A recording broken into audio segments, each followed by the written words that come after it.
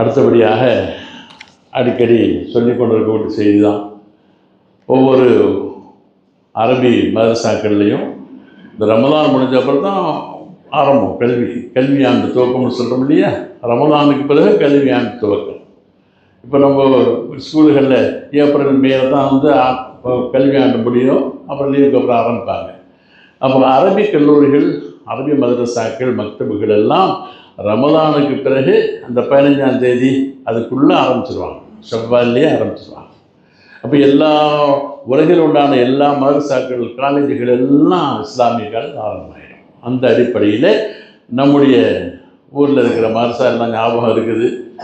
பெண்களுக்காக வேண்டி பிரத்யேகமான முறையில் மிக சிறப்பான பல கல்விகளை,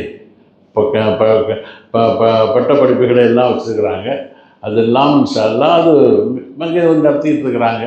அது இல்லாமல் ஒவ்வொரு நாளும் நம்முடைய பெண்கள் சரியாட்டாங்கன்னு சொன்னாக்கா, பெண்கள் திருந்திட்டாங்கன்னு சொன்னால் ஒரு குடும்பத்தில் ஆண் ஒருவன் திருந்துவானேயானால் அவனுக்கு நல்லது.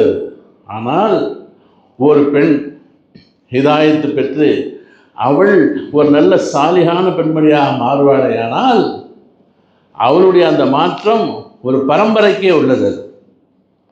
ஏன்னா எல்லா தாய்மார்களையும் பிள்ளைகள் அவங்கள தான் தாய்க்கு பேச்சு தான் கேட்பாங்க, அப்புறமா தான் தந்தையுடைய பேச்சு. ஏன்னா பிள்ளைகளை பிற்பது, வளர்ப்பது எல்லா கடமைகளும் அதிகமான கடமை தாய்மார்களுக்கு தான்.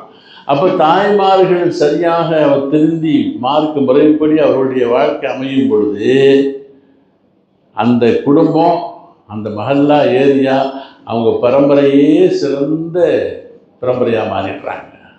அந்த தன்மையை எல்லாம் பெண்களுக்கு வச்சுருக்கலாம்.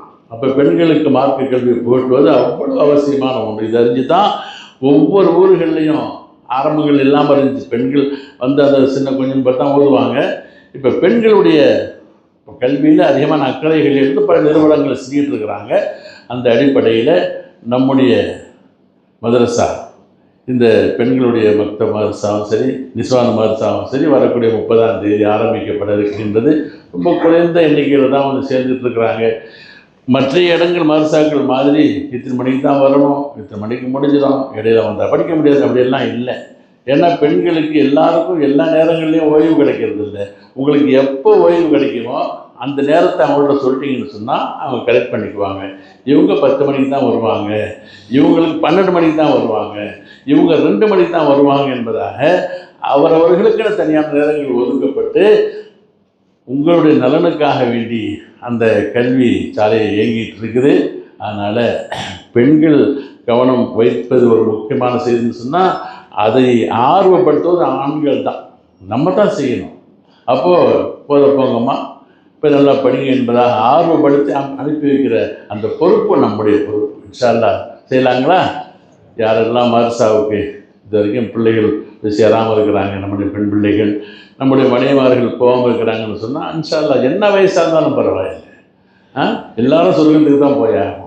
அப்போது அந்த கல்விக்கு, இஸ்லாமிய கல்விக்கு வயசும் இல்லை, வரம்பும் இல்லை, சக்ராத் வரைக்கும் அவங்க ஓதலாம். அல்லாஹ் அவர்களுக்கு ஹிதாயத்துக்கு கதவுகளை திறந்து வைப்பார்.